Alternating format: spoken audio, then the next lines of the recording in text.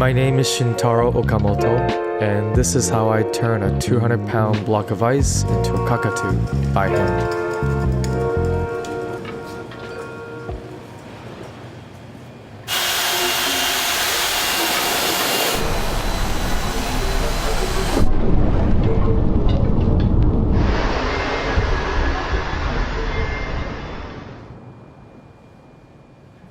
First, I sketched an outline of the sculpture on a block of ice with a small pick.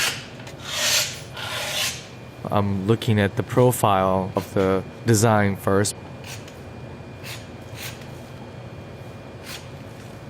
Ice is a really funny material. It's crystal clear, so it's void of color and shadow. So we have to rely a lot on silhouette and think about how light can refract and trying to manipulate that to create our work. It's a very special ice, a carving ice that's made through a process with two important points. One is one direction freezing, where it freezes bottom up, so all the impurities and kind of air bubbles that builds up in the process of freezing stays on the surface. And two, freezing agitating water, moving water. And that allows to kind of constantly release those air bubbles away. Then I cut a rough shape with a chainsaw. Off-the-shelf chainsaw blades have this little notch, an extra metal piece behind each blade to prevent the kickback for cutting wood. But for ice, we take those away because with those on, it kind of clogs the blade and ends up hiding the cutting blade and makes it harder to cut. So it's one of the common modifications that ice carvers do.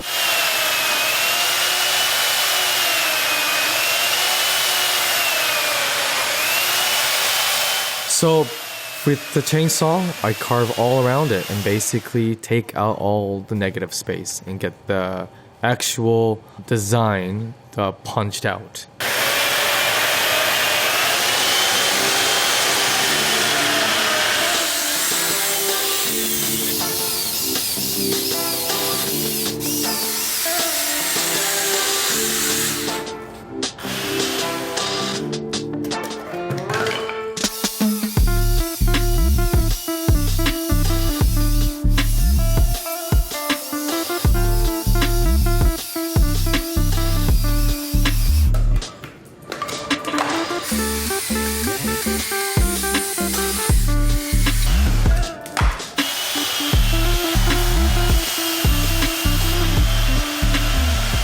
I would say about 2/3 of the work is done with chainsaw. It's amazing how much finesse you can get out of such a brute tool.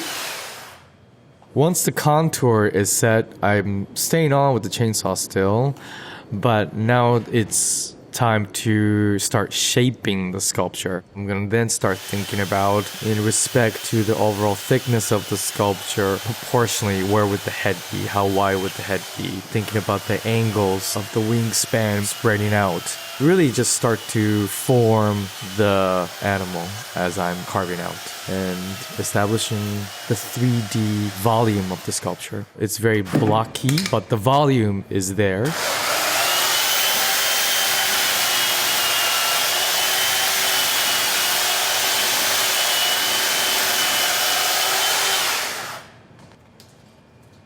So the next tool that I usually pick up will be either the chisels or the chippers. This tool is called a chipper.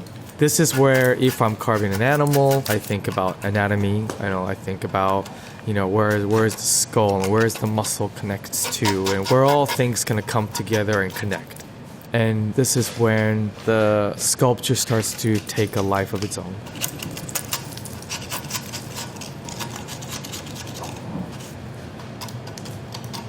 And it's fun because I'm personally a big fan of hand tools. I first encountered ice carving through my father, who learned the craft during his training as a sushi chef in Japan. I got trained in kind of an old world technique of appreciating and respecting the sharp hand tools.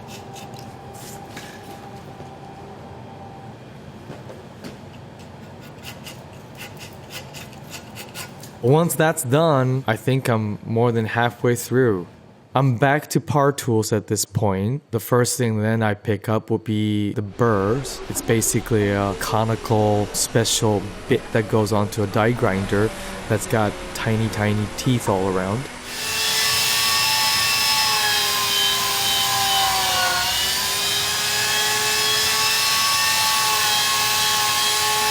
And that basically further refines the overall shape and really just smooths it all out.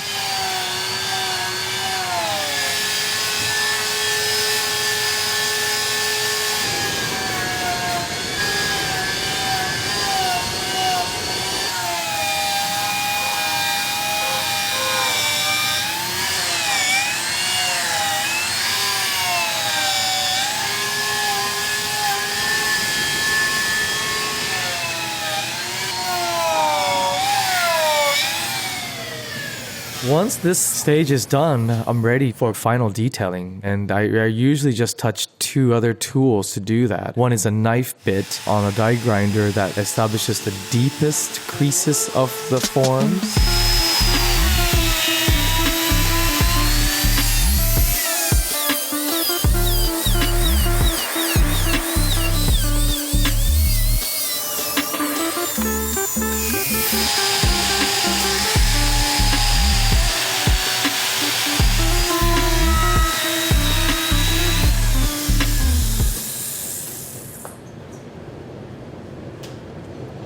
Then I finish it with needle bit that has the skinniest of tips. And that can establish the smallest of the eye details to beak lines to all the feather details.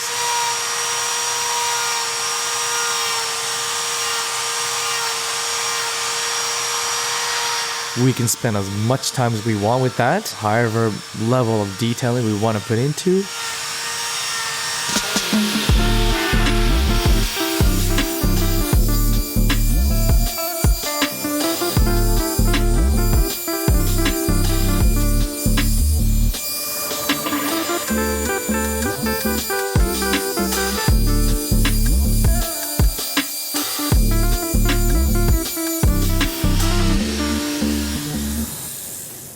I use the blowtorch sometimes to really heighten the clarity of the ice after everything's finished.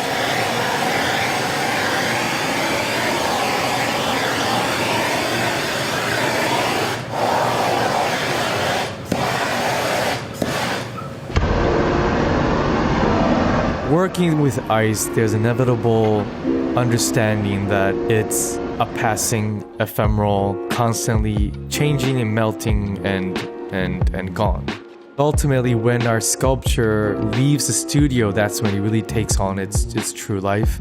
More than anything, it's so rewarding to see the sculpture be experienced by people and see them be fascinated in such unfamiliar scale and level of details. And then to see it melting away, it's incredibly humbling. As it melts and deforms and disappears, that first impression stays in their memory.